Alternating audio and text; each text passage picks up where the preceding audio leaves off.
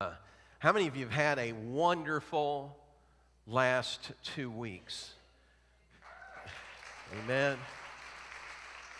Hasn't it been good? How many of you are glad that that last 2 weeks is over? Praise God. I know there's been a lot of stuff going around, and everybody's been either under the weather or over the rainbow, but we thank God that He's still God and He's still alive and well. I want to share something with you today, this being the first Sunday of the year. This past week, I was praying and meditating, and I had a word come to me. I was sitting in my living room and just really meditating on God, and I heard Him speak this word to me, and He told me 2022 will be a year of, and then He declared this word. And I started thinking, now what's that mean, God? And so that's what I'm going to share with you today about what I believe that God is saying to us. Before I go there, I want to talk to you about the work of God in our own individual lives. So let me ask you a question. How many of you have ever started to do something for God that didn't quite turn out the way you planned? Hold your hand up if you've ever started to do something for God. Well, let me put it this way so I can get more of you in the scope of things. How many of you have ever started to do something that didn't quite turn out the way that you'd planned? Have you ever been there where all of a sudden what you planned didn't quite come out the way you intended? I discovered something. I discovered that what you do with that is really what determines whether you make it or break it. So I've got a few clips here that I'm going to show about when we started to do something for God. And the first one is, the first two are broadcasts that we've done live. Now, you have to understand, once you're live, you don't get to pause and say, well, wait, let me get myself together here. It's just when you're live, you're live. Whether you're crawling through a turnip patch or wherever you're at, you're live. So this first clip is a clip. Debbie and I were doing a broadcast, and I was sharing this really touching story, and I was building up to an altar call. And I found out that Debbie and I weren't on the same page. So if you would, watch this. Waiting for Him to ask Him into his heart. I think about in the natural how sometimes we want to seize the day if there's a sale, like a Black Friday, which I never get involved with that, but you know what? I was getting ready to do an altar call, but No, we're not ready for that yet. Wait, hold on a second. This was what you said today about how in the natural we try to seize. We do something that can motivate us. Could be a sale, Bath and Body Works, or we weren't ready for that. She had another story that's good. Go ahead, go. I'm with you. I'm just saying what we do. She's trying to seize the day and stretch as much out of it as she can get. No, like it's a one-day sale, and how do we approach that? But when we stop and think about spiritually, or like we have one day, and how are we going to make it count? And okay, I'll go on. But I was just have a couple quotes. Is that okay? Yeah, sure. All right. So I like this Ralph. I can't even say Ralph. What? I can't even say his name. Ralph, not Ralph. Wait. A merry heart worketh good like a medicine. Wait, so Ralph? Now it was so important that now she's tickled and she can't say it. Listen. You know why I'm messing up on this. His name is Ralph Waldo, so I'm saying Ralph Waldo. Ralph Waldo. Ralph Waldo Emerson. Okay, he said this. Okay, he said, write it. He said, write it on your heart that every day is the best day of the year. So No, that's not right. Write it on your heart that every day is the best day of the years. That don't make sense. that's right. Why don't you just laugh and let me Wait, finish? wait, okay, So- this one I really like too. This is Winnie the Pooh. Oh, good. I think somebody's No, been in listen. the honey jar. No, listen what he said. Winnie the Pooh asked Piglet, he said, "What day is it?" And Piglet says, "It's today." And Pooh said, "My favorite day." Today. Isn't that cute? My favorite day. So how do we get the most out of our day? And we talked about that. And then today is the day of salvation. Yeah, I covered that. I know, you did?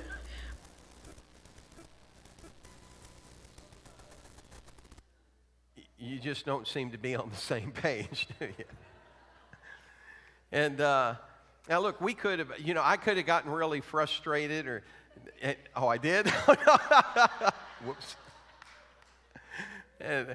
But Debbie started, laughing, and you're live, folks. And I discovered that ended up getting several hits. And it made me realize, some people just need to laugh. Turn around and look at your neighbor and say, it's okay to laugh. Now, I'm going to say something, and I don't want you to take what I'm getting ready to say the wrong way. But if you're not careful, you end up taking yourself way too serious. And if I can't laugh at my own misstep, then I'm going to continue to trip over my feet. Oh, you remember, I wished I'd have had that clip. You remember when we were in service here and there were some bags of trash down here? You remember that? You remember I was standing up here and I was looking and I was thinking about jumping off of this platform down on that trash. I didn't do that. I came down off of the platform and jumped on it, and my feet flew out from underneath me, and how many of you remember that? Wave your hand if you remember that. And there was a ghastly quiet, and then all of a sudden you started hearing people laugh when they saw me move again. See, sometimes, and it hurt, honestly, but, sometimes you just got to laugh it off. Somebody say, laugh it off. Huh? Yeah, get up out of that grave. Okay, so now this next one is Debbie getting ready to do an experiment that she'd never done before, live.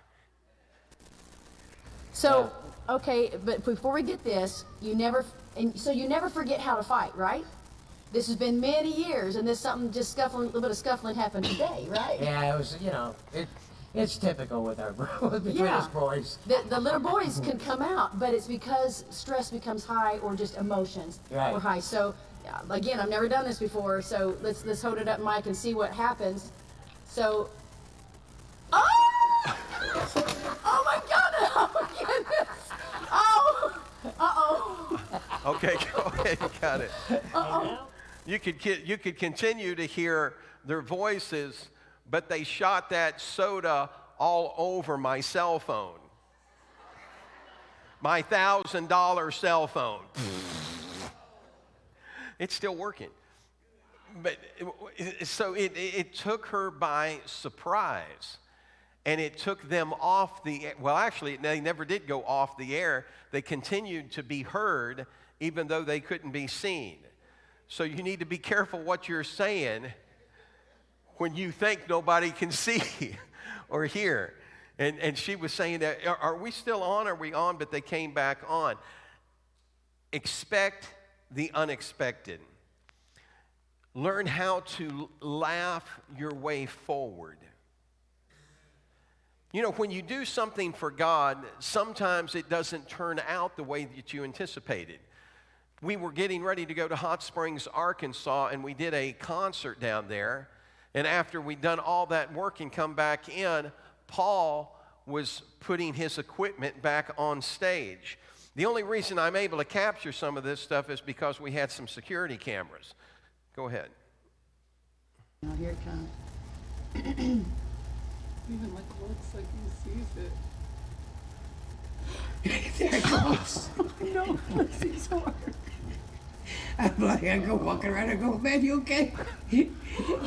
Oh, bless his heart.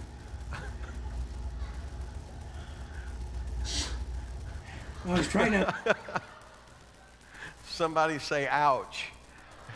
I mean, that was, it's easy to, how many of you have ever been there? Where you're doing something for God, and then the next thing you know, you find yourself flat on your back, and you're thinking, God, what's up with this? I mean, here I am doing a work for you, and this happens. I'm telling you, we have to get resilient. Everybody say resilient. Do you remember that Stretch Armstrong?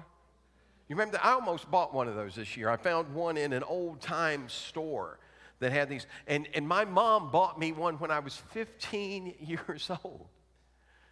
I mean, I could understand if I was 5, but she bought it for me when I was 15 years old. And it just stretched and it stretched. And I found something out about that. It feels real soft and mushy unless you punch it. You punch that thing, and it'll break your hand. See, sometimes we feel like, well, those they're just so easily pulled out of shape and stretched out of shape. But I'm telling you that God has built us to be able to take a licking and keep on ticking. He's made us to keep moving forward. Somebody say it with me, keep moving forward. What I'm saying is this, is if you allow opposition to stop you, you'll never get started. You've got to make up your mind that I'm going to keep going no matter what happens. Now, on the same trip, that was on the trip back.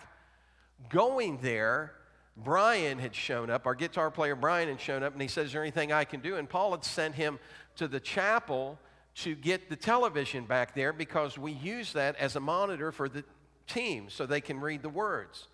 Well, so let's take a look and see what happens to Brian. He's going after the television. He doesn't realize that television lifts up off of that stand.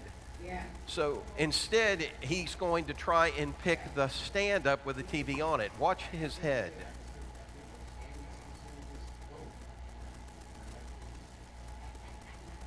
Look at the glass, the window.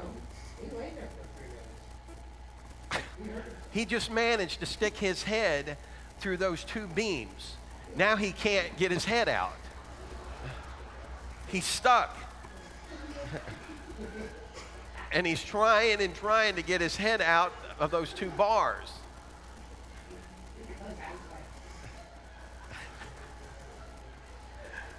He finally gets it out, and he's checking his ears.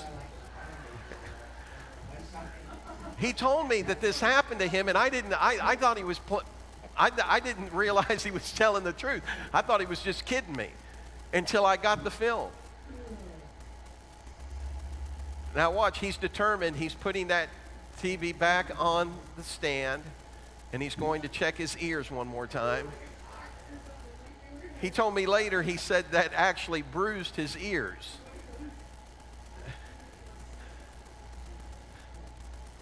And he'll feel one more time. Now, look, this is just in case you missed it the first time. There it goes. His head is through. You see his head through, and then the struggle comes to get out. Everybody say, get out. There's nothing funny about that. But you're all laughing. This is the truth. Okay, give Brian a big hand. I checked with these guys to make sure it was okay that I showed this before I did it. And every one of them said, yeah, do it. Brian had no clue when he stuck his head through those two iron bars, the joy that he was going to bring to people. I'm telling you the truth. He had no clue. He's stuck. He's trying to get his head out. His ears are hurting. And he finally comes out, and he told me later, he said, man, I bruised my ears on that. But he's had me show that clip to several people, and I asked him, I said, Brian, is it okay if I show that oh, yeah, go ahead. Do you know when you can laugh at your mishap rather than allowing it to push you backward, then you're going to discover that there's a God that can take our mistakes and turn them and work them for something good. Somebody say something good. Okay, so here we go. Wednesday night, I'm sitting in my living room praying and meditating, and I hear this word come to me. I hear the voice of God say, 2022 is going to be a providential year. And I stopped. As a matter of fact, I grabbed my phone and I typed the word in because I didn't want to forget this, because I felt it so deep. And he said, providential. And I thought, God, what are you saying? What? And so I knew what the word meant, but I went to look it up because I wanted an exact definition for providential. And this is what the definition is. The word providential means occurring at a favorable or opportune time involving divine intervention. Somebody say it with me. Divine intervention. In other words, God's hand at work when it seems like it's not at work. But he shows himself real at the most critical, opportune time by a divine intervention. Let me give you an example. During the Revolutionary War, George Washington and the men found themselves in a predicament. They were trapped by the British forces, and the only way to get away was down the river. So under cover of darkness, Washington started loading flatboats with men and weaponry. He had a small window, an opportune time to get his men out of there under the cover of darkness. The problem was that it was taking a lot longer than he anticipated because he was having to pull this stuff through mud to get it down to the river, and he's loading them up, and daylight started to break. It was going to be over. The British, once the British saw them, they would capture them, and that would be the end of the war. Except this fog drifted in. You might say it was providential. It came at an opportune time. I believe it came by divine intervention. That fog drifted in, and it was so thick that they couldn't see across the river. Washington continued to load his men in weaponry, and the fog did not lift until late morning when the last flatboat was out of cannon range.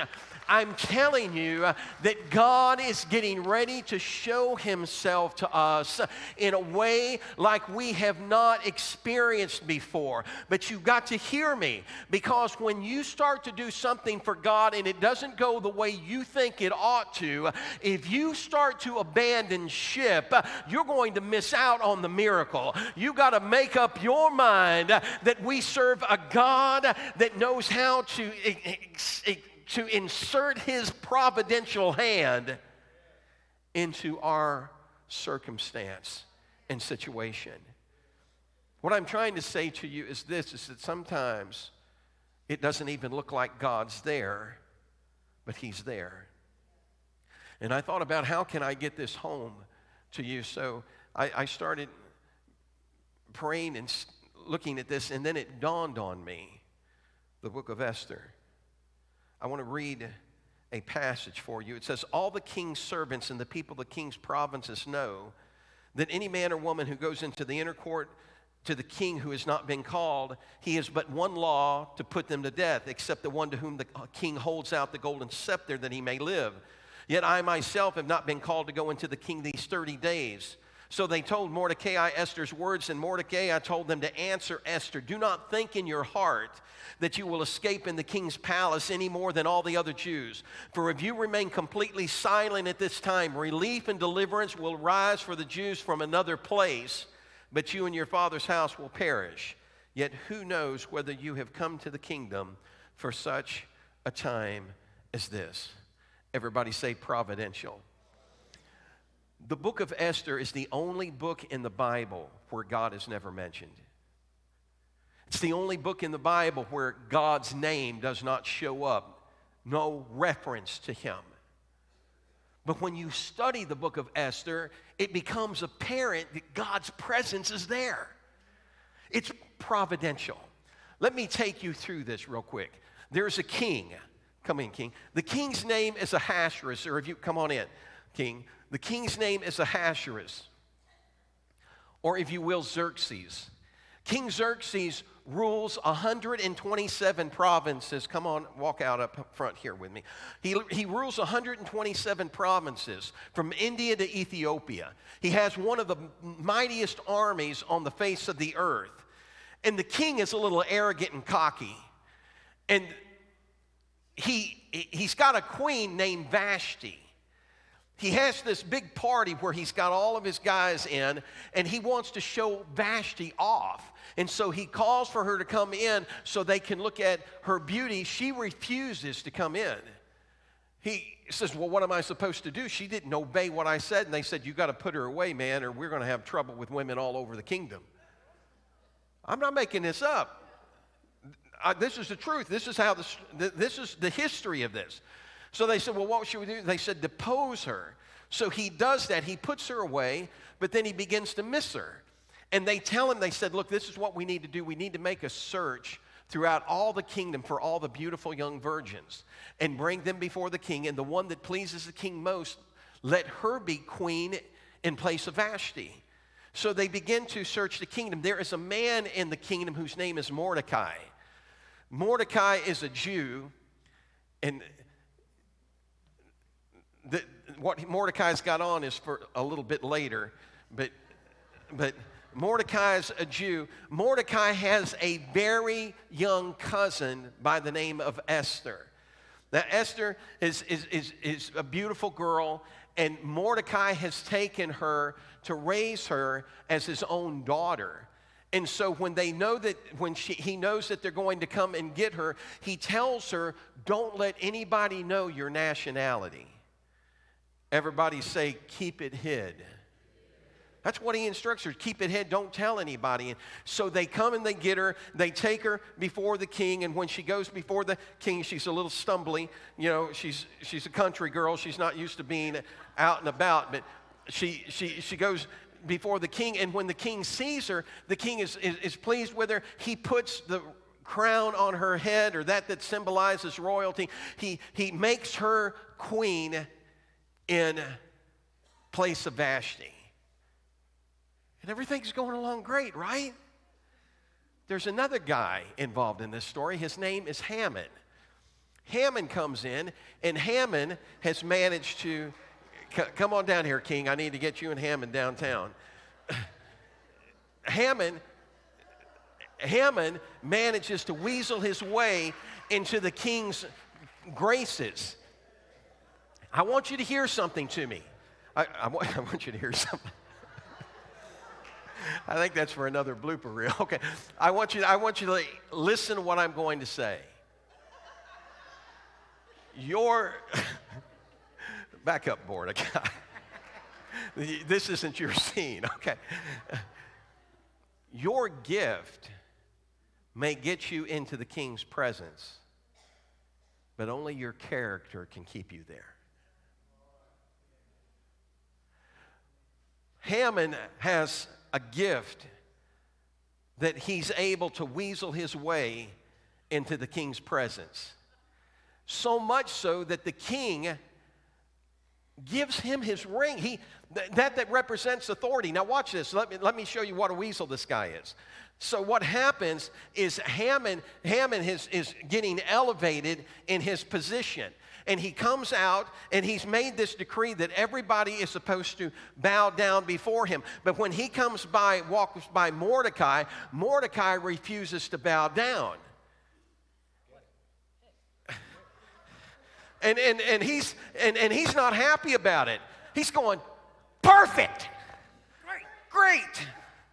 That's an inside joke for you that don't know that. But so he doesn't like it.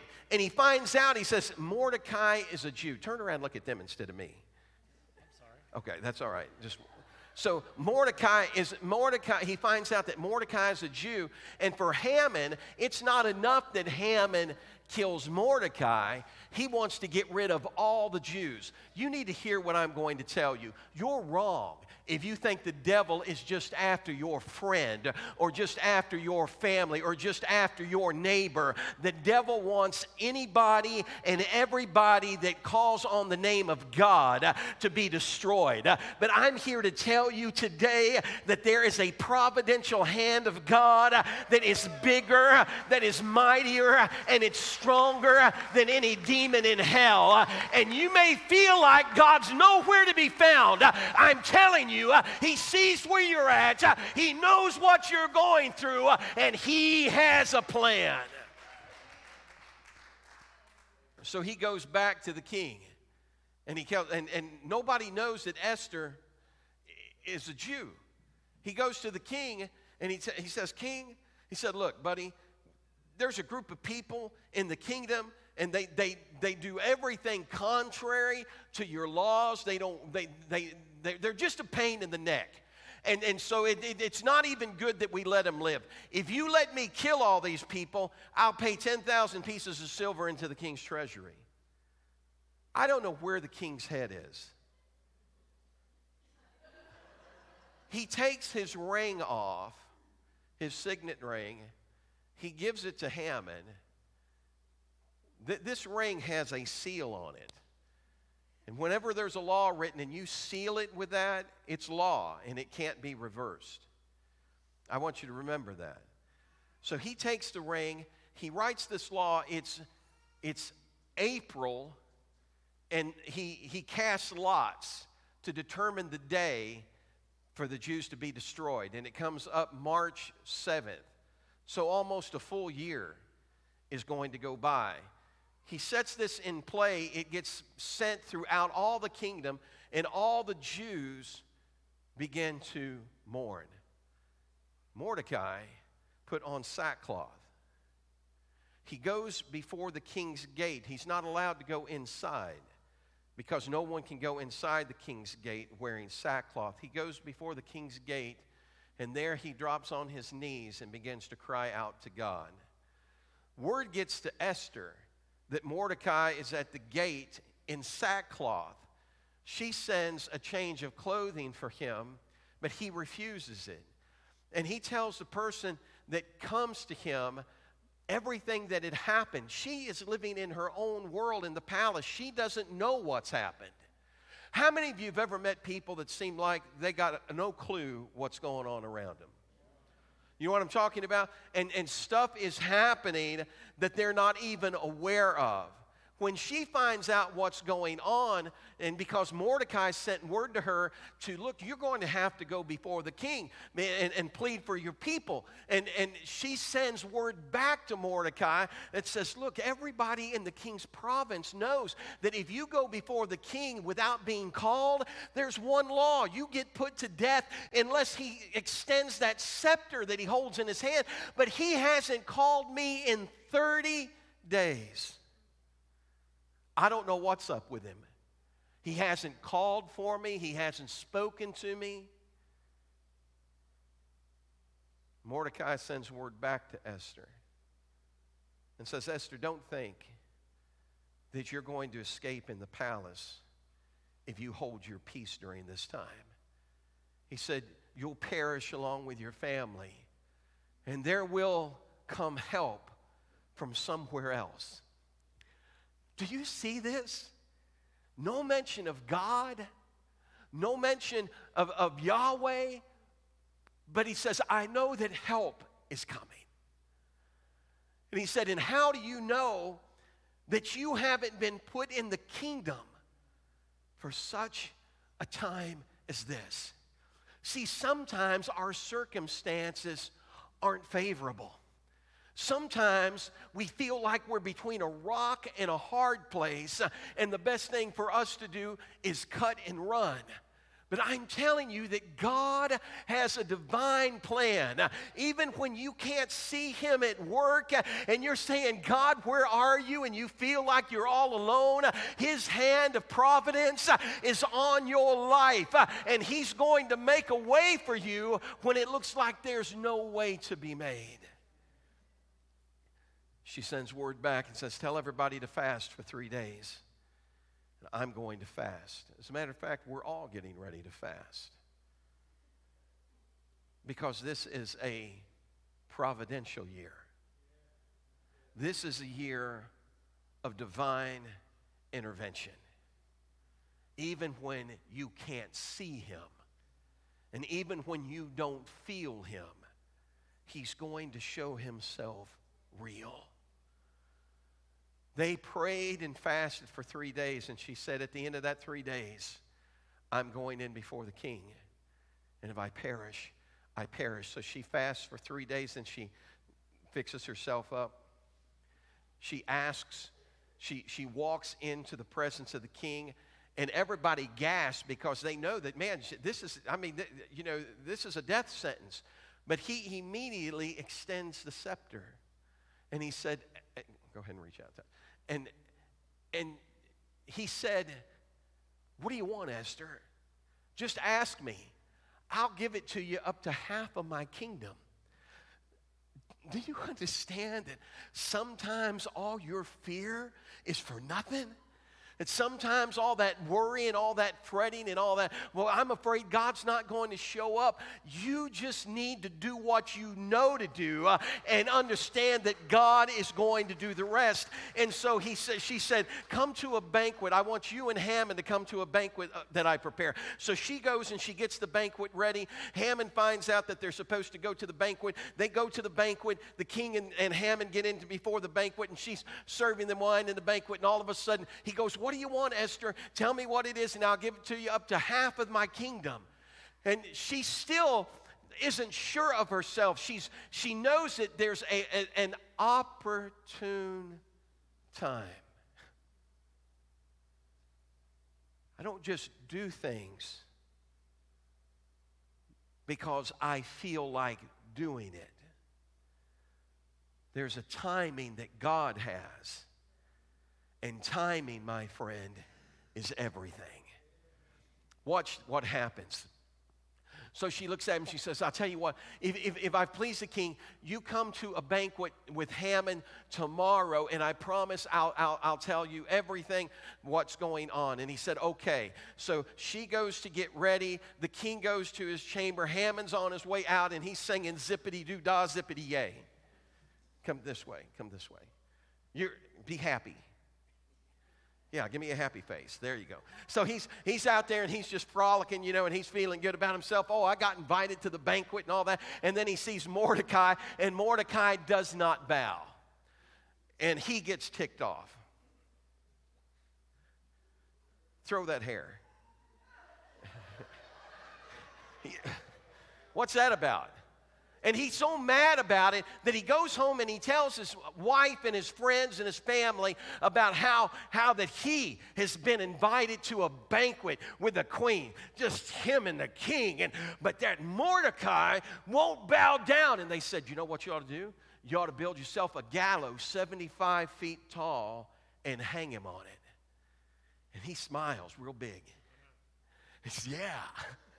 Yeah, and so he goes to work that night ordering a gallows to be built. Mordecai still doesn't know his fate. Esther is preparing to share her heart with the king. But that night, a providential hand takes sleep away from the king. He calls for the book of the history of his reign to be read before him. So they read an account about an assassination attempt that was exposed and stopped by a man named Mordecai. And the king said, "What was ever done to honor him?" And they said, "Nothing, king. Nothing was done to honor him." He hears some stirring going on in the outer chamber, and he says, "Who's in the outer court?" And he said, "Haman's out there." Haman got up early that morning to come to ask permission to kill Mordecai, to hang him on a gallows. And yet the providential hand of God kept the king up. And now the king's got something on his mind. Haman walks into the presence of the king, and the king says, "What should be done to the man that the king wants to honor? What should be done for him?" Haman is so stuck on himself that he goes, "Who would he want to honor more than me?" Turn around, look at them, and go. And so he says, "This is what you ought to do. You ought to get one of the most noblest princes in all the province and have them take some garments that you used to wear and put it on this man that you want to honor. Then put that man that you want to honor on the king's stallion and have that noble prince march him through the kingdom and say, 'This is what the king does to a man that he delights to honor.'" And Haman is just getting ready for it. And the king says, "That's a great idea. I want you to go get Mordecai and do everything you just said to me. Put my robe on him, put him on my horse, and lead him through the kingdom and begin to yell, 'This is the man the king delights to honor.'" He's not happy. He leads him through, take him by the hand. He leads him through shouting, "This is the man the king delights to honor. This is the man the king delights to honor." And as soon as he's done, he buries his head and he takes off running home. Don't run too far. Don't go too far there. He tells them what happened. And they said, "You in a heap of trouble now." That he knows sooner gets home than they come to get him, and they bring him to the banquet where the queen's at. The queen is prepared the banquet. The king comes down. Haman is with them. He's still trying to figure out what he's going to do. Okay, come down here. Now, the king looks at the queen and says, "Now tell me one more time, what is it you want? I'll give it to you up to half the kingdom." And this is what she said. She looked at him and she said, "I'm asking you to spare the life of me and my people." So what are you talking about? He said, "There's an enemy that has sworn to destroy us." And the king is upset and he said, "Who would dare touch you?" And she pointed at Haman. And she said, "That wicked Haman is the man." And he is so mad. He goes out. He walks out. He walks. Don't mess my message up now. He walks out. He walks out of the room. Haman is scared to death. He falls on the couch where she's sitting, and he's begging. He's got his hands around her feet, begging for his life. And all of a sudden, the king comes back in. And when he sees that he's thrown himself on the bed with her, he says, "Will this man force the king or force the queen in my very own presence?" And he calls for them. Well, wait, you're not a guard. He calls the guards come and get him, and they put a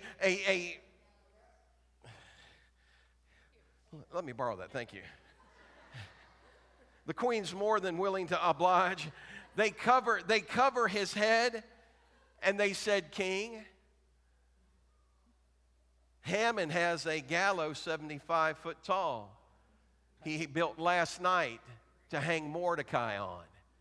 And the king says, "Great. Go hang him on it." And they take it. And they all lived happily ever after. Okay. And they give them a hand, would you?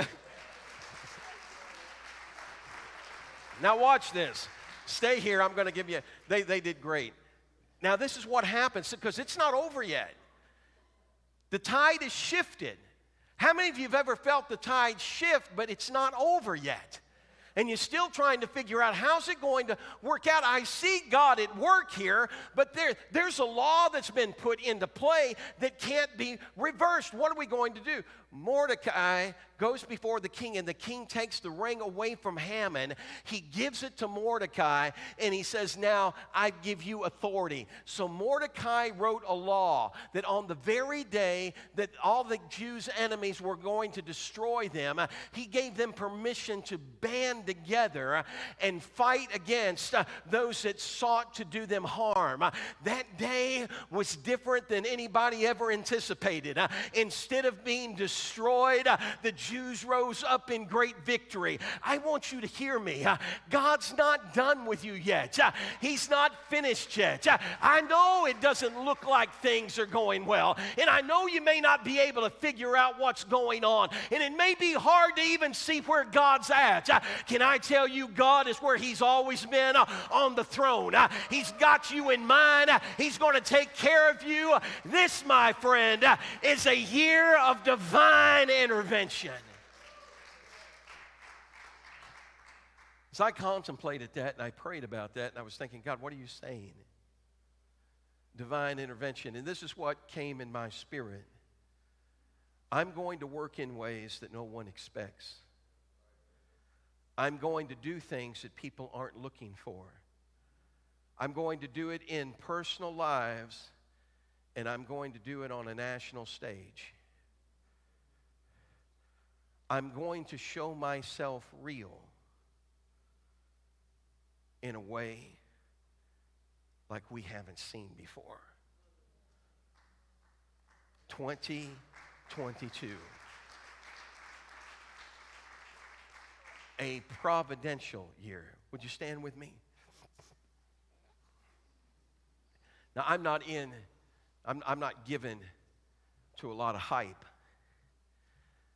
And I pray and ask God, what are you saying to us? Where are we going? What's this year hold for us? That's when I heard this word. And honestly, when I heard providential, it wasn't until I read the meaning that the divine intervention popped out. See, some people look at things and they say, oh, that was just a coincidence. That was just, I was talking to Debbie over this past Christmas season. And I said, babe, when I reflect at what happened in my life, and I said things that were very hurtful for me, that were very difficult for me to go through. And yet, looking back now, I see the hand of God in it all. When I lost my dad, I was crushed. But when I looked back, and I didn't see it at the time, and I couldn't know it at the time, but it was that pain that I went through that produced something in my life that wouldn't have happened otherwise. I would have never left where I lived. I would have still been in Chicago. But because my dad passed, my mom moved us back to Southern Illinois, and I was mad. I can't believe you're bringing me to Hicksville. No, don't get upset with me. I grew up there.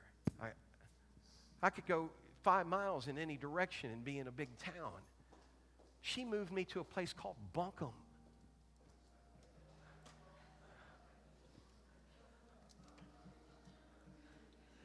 Either you've never heard of it or you've been there. Buncombe. It's 25 miles to Marion, or 24 miles to Marion from Buncombe. I was a kid, man. I was 17 years old, and I'm thinking, are you serious? And none of it made sense until later. And I watched a providential hand of God position me and move me to a place I didn't even know He wanted me to be. And I met a young girl, 14 years old at the time, although she didn't tell me. That was providence too, man. And I watched God begin to mold and make and intervene in our lives and bring us together. And out of all the places that I thought I would ever end up, it wasn't in Southern Illinois.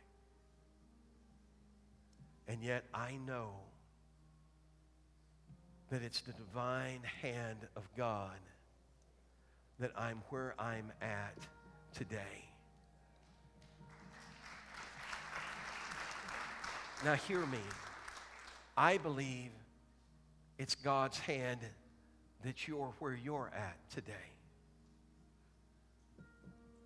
And it began to dawn on me. God never called the equipped, He just equipped the called. And He's looking down at this body of believers. Some of you have already felt changes in your own hearts. God moving you and positioning you and preparing you for a divine intervention. Because God is getting ready to use you in a way that you didn't even think was possible. Some of you are going to find yourself in circumstances that seem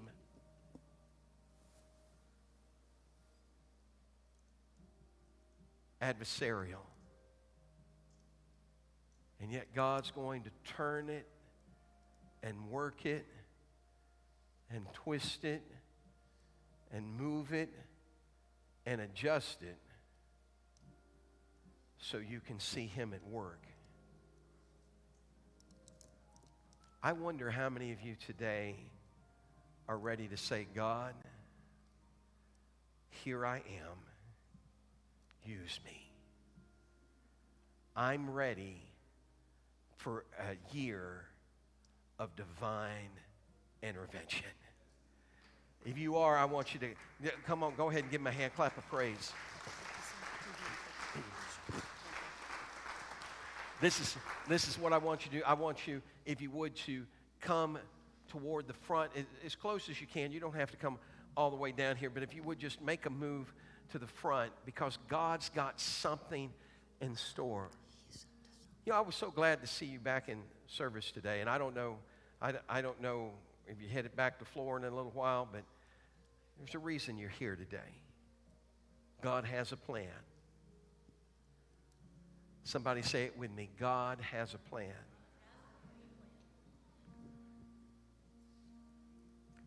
The reason I started out with all the clips at the beginning was because it's important that you understand when it looks like things just fall apart, it doesn't mean that they've fallen apart at all. Brian stuck his head through that rail. That didn't stop the trip, and it didn't stop Brian. He went on, and we did the concert and came back, and it was like a week later before I found out he was even telling me the truth. I thought he was messing with me. What I'm saying is, if we're not careful, sometimes we allow uncomfortable situations to rob us of the miraculous.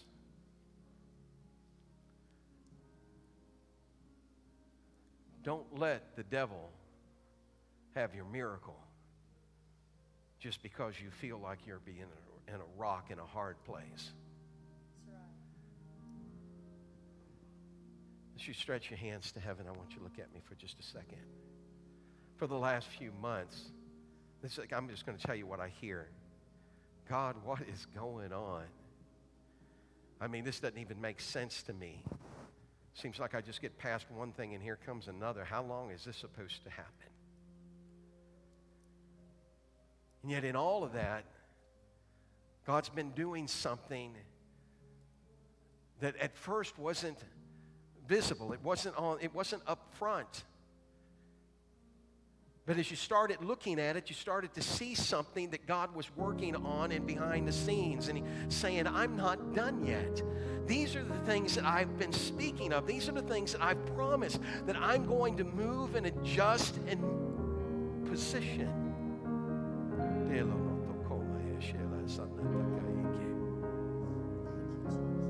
Say it with me. Positioned for victory.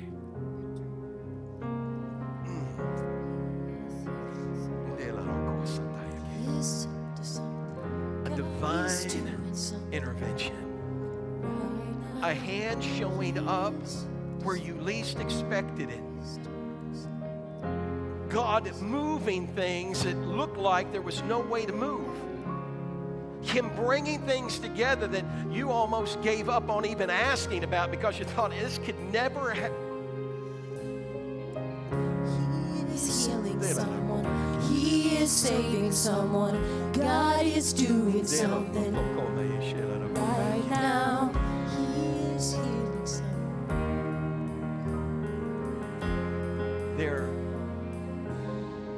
There are still several pieces to this puzzle that have to come together. Some of the pieces have made an appearance, but they're not in place yet. Other pieces haven't yet made the appearance. But God knows exactly where they're at. And at the right time, you're going to feel and see your divine intervention. In Jesus' name.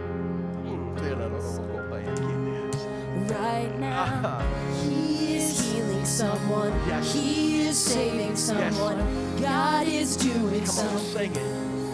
Right now, He is healing someone. He is saving someone. God is doing something. Right now, He is moving mountains, making a way for someone. God is doing something. Right now, He is moving mountains, making a way for someone. God is doing something. Right now, He is moving mountains, making a way for someone. God is doing something. All of my hope is in the name of Jesus. Breakthrough will come in the name of Jesus. I want you to just stretch your hands to heaven with me today. Don't misunderstand what I'm going to say, but we've been a people for so long that wanted our cake and ice cream too. We don't like discomfort. But sometimes God has to move things around to accomplish His purpose. And the end of it is always so much greater. And if we knew that at the time, we'd be going, oh, do it, God, do it, God. But we're stuck in the middle of it. And so when all I can see is the middle of it, I have to trust God. I have to come to a place in my life and in my heart where I'm saying, you know what? I can't see how this is going to come out. It doesn't look good. But one thing I know, that if God is for me, I'm looking for a providential hand. A hand that can move things that my hand can't move. A hand that can shift rivers and cause a fountain to break out in the middle of a desert.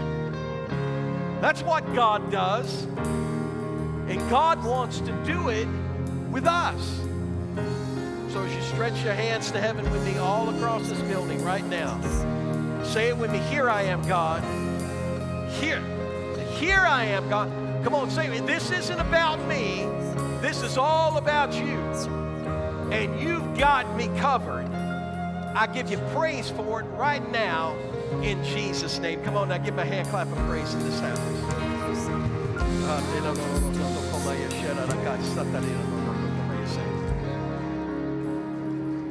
Some of you that have been asking for family are getting ready to see some things shift. And at first, it's going to kind of take you back because it's not the kind of shift you're expecting.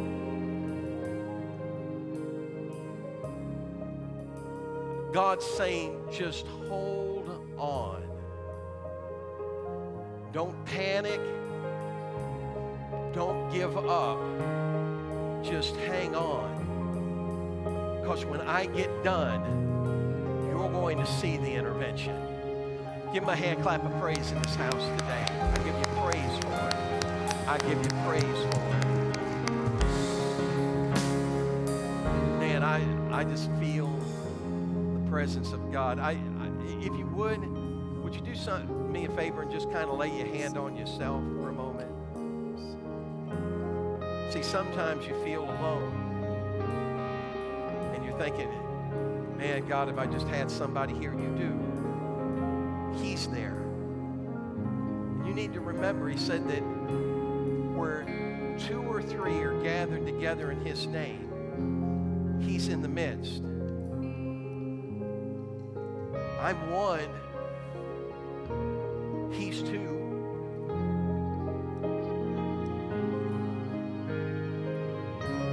But if we come together as family, there's nothing God can't do. There's nothing that God can't do. Don't make the mistake of laying out your agenda to God and then being upset when he doesn't do it.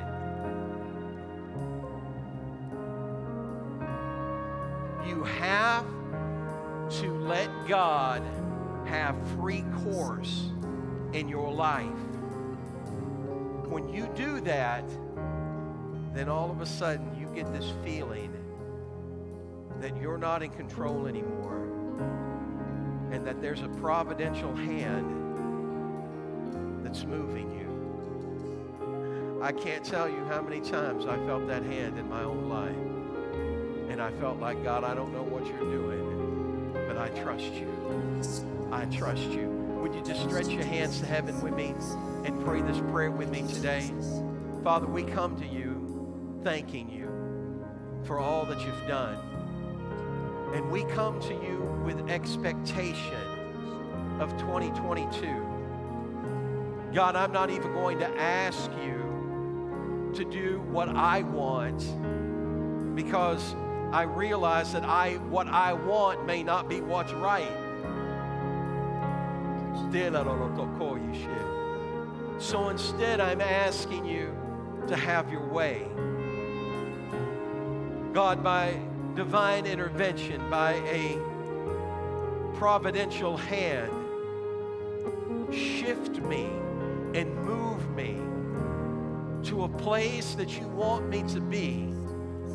Cause every circumstance and situation to come in alignment with your plan.